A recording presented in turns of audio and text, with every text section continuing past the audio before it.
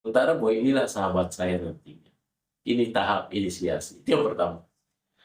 Kemudian yang kedua, apa yang kita perlu bangun ya dalam komunikasi persahabatan ini, kita harus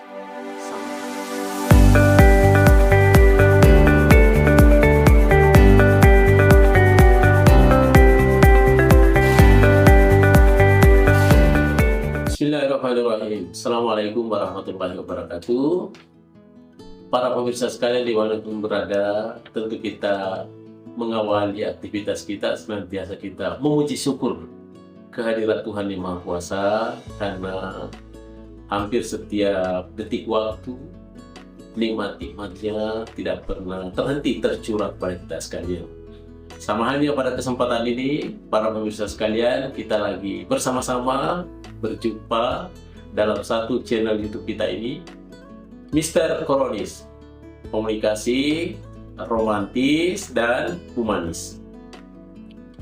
Baik para pemirsa sekalian dimanapun berada, tentu saya mengapresiasi penghargaan yang setinggi-tingginya kepada para pemirsa sekalian karena selalu menyempatkan waktu menonton channel YouTube kita ini, tentunya dengan harapan mudah-mudahan ada satu nilai-nilai edukasi, ada sesuatu yang bermanfaat yang bisa kita petik bersama.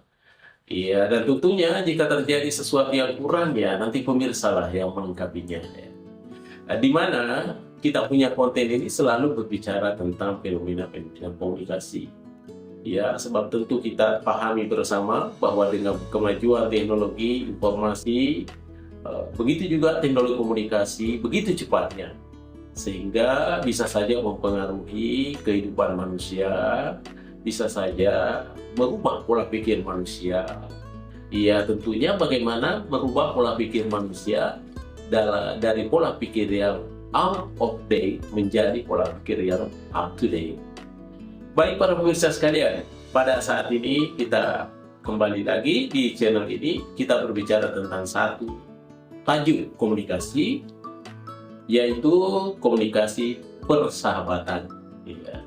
Bagaimana itu komunikasi persahabatan? Ya, tentu saja ketika kita memiliki kerabat, memiliki sahabat, memiliki teman tentu saja perlakuan-perlakuan komunikasi yang kita berikan berbeda dengan perlakuan terhadap teman-teman biasa. Ya, tetapi ketika kita ketemu dengan sahabat, kita membangun sebuah interaksi dengan sahabat, tentu ada hal-hal yang perlu kita benahi secara bersama. Ya. Di sini saya akan ketengahkan ada 5 hal, ya, ada 5 hal kompetensi yang perlu dibangun, khususnya di dalam bangun persahabatan, ya, yang biasa disebut dengan komunikasi persahabatan. Yang pertama para pemirsa sekalian, yaitu ada yang disebut tahap awal disebut dengan tahap inisiasi. Tahap inisiasi tentunya, pada tahap ini tentunya kita masih serba ragu-ragu, penuh dengan ketidakpastian. Siapa teman kita ini, siapa kenalan kita ini. Maka tentunya kita berharap pada saat awal itu kita membangun sebuah komunikasi yang bisa memberikan dia kenyamanan, bisa memberikan dia kepuasan. Ya, sebab tentu kita pahami, kita sadari bersama bahwa pada umumnya orang jatuhnya di pandangan pertama. Ya, jadi ketika kita melakukan proses komunikasi dengan baik di awal, maka bisa saja dia bisa justifikasi, mengambil kesimpulan sementara bahwa inilah sahabat saya nanti. Ini tahap inisiasi, itu yang pertama. Kemudian yang kedua, apa yang kita perlu bangun ya dalam komunikasi persahabatan ini, kita harus sama-sama menyadari bahwa mau mendengarkan. Apa itu mau mendengarkan? Artinya ketika sahabat baru kita ini memberikan satu nasihat, boleh jadi nasihatnya baik atau pendapatnya baik, tentu kita harus bersiap untuk mendengarkan, mengambilnya, menerimanya juga dengan baik. Begitu pula sebaliknya. Iya, sebab dalam komunikasi ini ada yang disebut dengan komunikator, ada yang disebut dengan komunikan, yang menerima pesan dengan yang mau memberikan pesan. Oleh karena itu perlu kita dengarkan, perlu kita sharing bersama, masing-masing mau mendengarkan. Sehingga dengan demikian terjadilah tentunya persahabatan yang semakin mengikat. Oke, itu yang kedua. Kemudian yang ketiga, Apa yang perlu dibangun di dalam komunikasi persahabatan ini? Tentunya ada yang disebut dengan pengungkapan diri. Bagaimana itu pengungkapan diri? Iya, namanya sahabat. Iya, kalau kita sudah akrab, sudah intim tentunya, sudah saling kenal mengenal dengan baik, termasuk latar belakang keluarga, tentu saja kita harus berusaha membuka diri. Apa itu membuka diri? Mengungkapkan apa yang terjadi di dalam diri kita, sehingga dia merasa lebih yakin dan dia lebih percaya bahwa inilah sahabat saya. Begitu pula sebaliknya. Di antara dua-duanya ini, si A dan si B, tentunya dia harus berupaya membuat sebuah pengungkapan diri. Tentunya di situ ada nilai kejujuran, ada nilai-nilai bersama yang disepakati bersama. Itulah buahnya sebuah persahabatan, ya. Kemudian yang ketiga, di dalam persahabatan itu perlu dibangun. Yang keempat, ya, di dalam persahabatan itu perlu dibangun yang namanya tahap emosional. Ya, bagaimana itu tahap emosional, ya? Tentu saja ada perasaan empati yang muncul, perasaan empati atau perasaan peduli di antara berdua sahabat itu. Ketika sahabatnya mengalami hal yang masalah, tentu kita harus berupaya memberikan dia pemecahan atau solusi.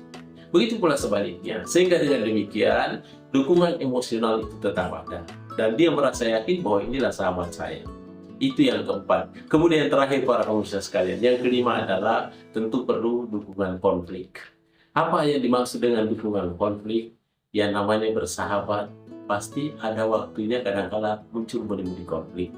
Sebab itu dipahami, dimaklumi, karena kita adalah dari dua keluarga yang berbeda, dididik di rumah yang berbeda, tiba-tiba kita bersahabat. Tentunya saja ada hal-hal yang sifatnya berbeda, iya, tapi jangan mempermenci perbedaan. Tetapi benih-benih konflik itu tetap kita minimalisasi demi artinya sebuah sahabat.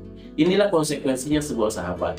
Ketika ada sesuatu yang kita tidak suka, ya tentu saja kita harus berupaya mencoba menerimanya itu, ya. Kalaupun ujung-ujungnya nanti berbeda, tidak apa-apa.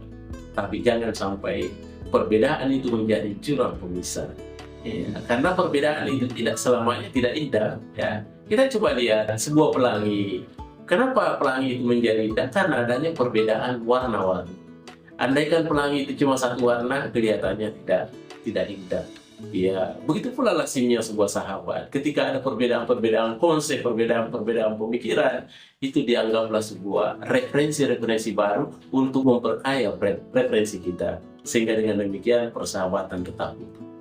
Baik para pemirsa sekalian dimanapun berada, inilah yang sempat saya ketengahkan.